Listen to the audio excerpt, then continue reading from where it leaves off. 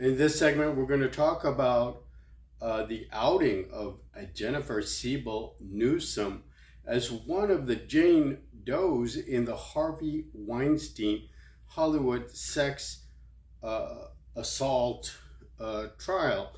Harvey Weinstein apparently was a big Hollywood executive and accused of sexual assault, rape by quite a number of women, some of them high profile, but this is the latest outing, probably the highest profile that you can have in the state of California, which is the governor's wife, Jennifer Siebel Newsom, being named as one of the rape victims or accusers of Harvey Weinstein. To be precise, I believe she is Jane Doe number 4 in this case. Now, that's not what I'm going to talk about.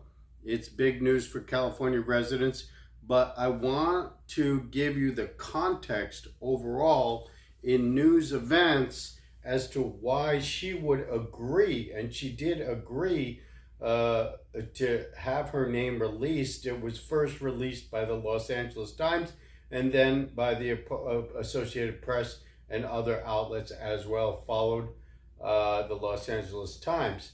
But the question you may be having is, why did she agree to out herself as one of the accusers in the Harvey Weinstein rape trials? And this background I'm going to give you in this report is going to talk about the other key events in the world where, after 4 years of Donald Trump, wherein the attackers were, Trump, the accusers, basically, this was a last hurrah for the aggressors during the Trump administration.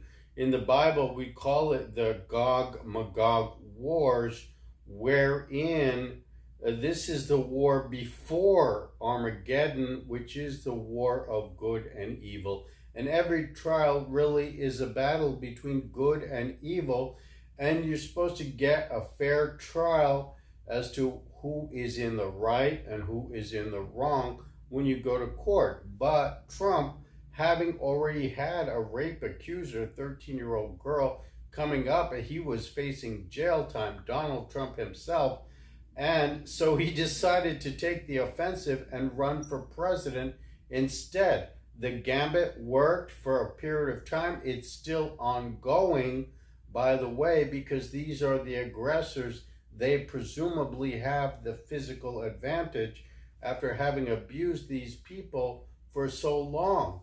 Now, we're not going to make a poster child of Jennifer Siebel Newsom. As far as Gavin Newsom and his security as governor of the state of California, I don't think this is going to hurt Governor Newsom. He was at the forefront of gay rights activism, gay marriage, the first mayor of in the country to support gay marriage when he was mayor of San Francisco. And this is just going to be along the same lines for his wife. Now, if I remember correctly, I didn't get a chance to do the research prior to getting on the camera now. I believe he had a prior wife that he lost. He had a divorce because of his involvement in the gay marriage civil rights movement in San Francisco and around the country, wherein gay marriages were allowed. Now, so I believe this is a subsequent wife, Jennifer Siebel Newsom, a filmmaker, and now an activist for victimhood. Now, here's the thing: why I said this is not going to be the centerpiece is it's in the context of worldwide victims' rights. We are having, worldwide war crimes tribunals involving hundreds of millions of people, including Kosovo, including, ongoing war crimes testimonies in Cambodia, in Afghanistan, in Israel. I presume that there are ongoing investigations here at the Mexican border because of the Trump border wars. Now, why would we need to take the side of the victims, and especially in a war?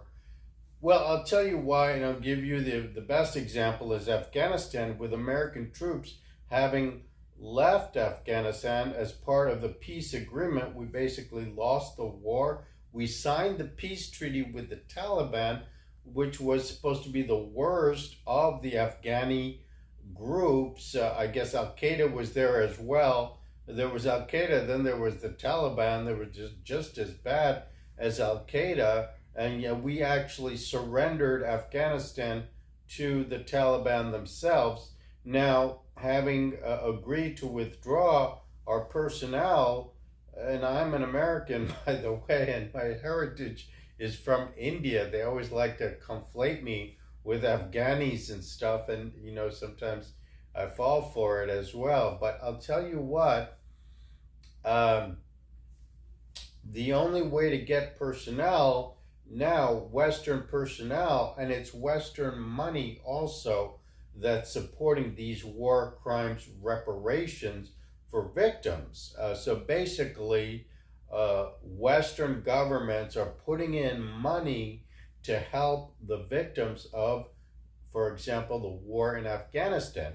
That is allowing Western personnel to enter the region in a United Nations uniforms, and basically in that way to actually have a presence in places like Afghanistan where we were asked to leave. So this is these war crimes investigations are allowing Western personnel to enter the area, and it's being supported by Western money.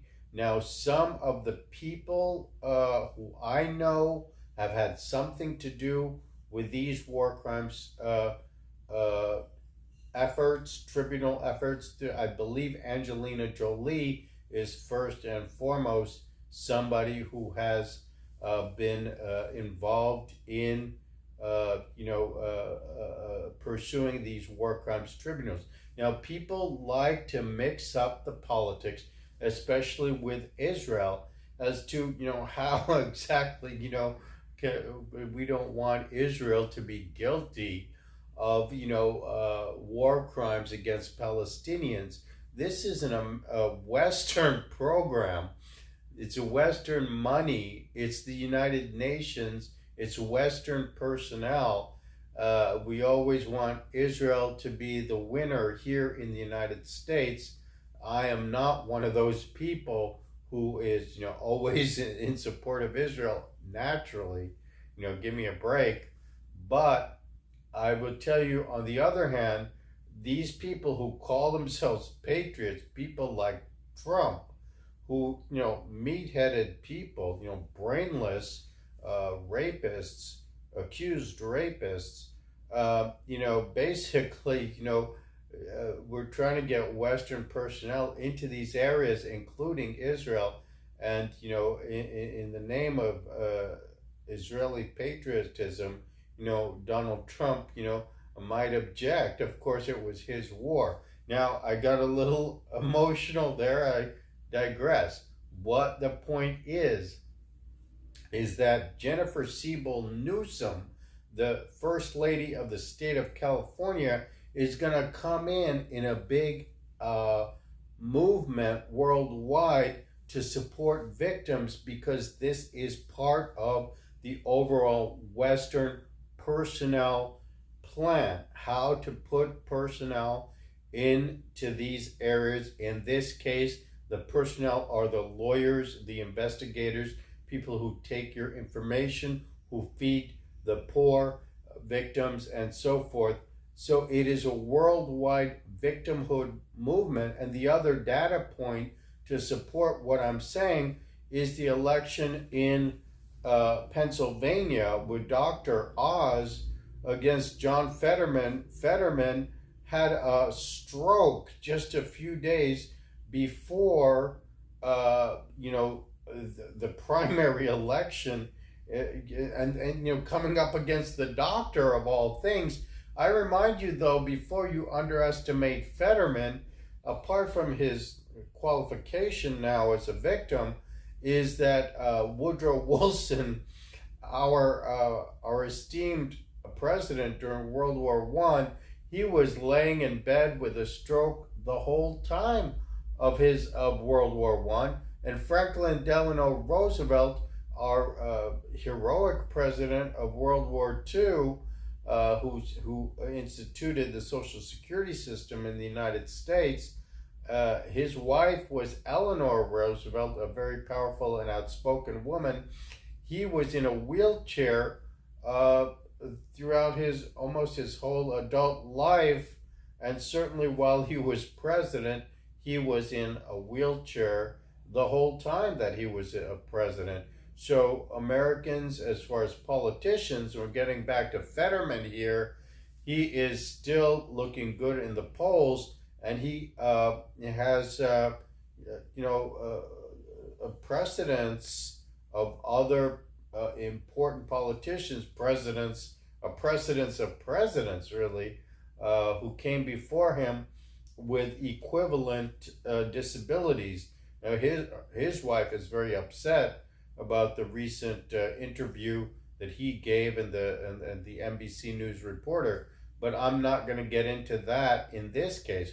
What I'll tell you is he still is on top in the polls in Pennsylvania, and his disability, again, as the victim of a stroke, coming up against the doctor and still in the lead in Pennsylvania. So overall, this is not going to hurt, of course, Jennifer Siebel Newsom, and it will not hurt Governor Gavin Newsom, who's somehow has a knack for being really at the forefront of these important, unexpected, civil rights movements, and he knows when there is an opening for the victim, whether gays in San Francisco to make a move at marriages, or in this case with his wife being a victim of Hollywood-style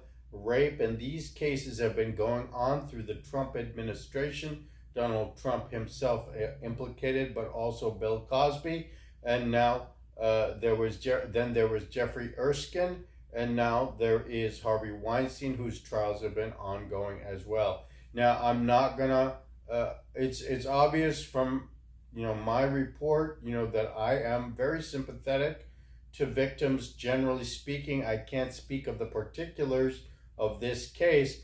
All I'm saying in summary is that this is gonna be good politics for Governor Newsom. Earth Faith here, signing off.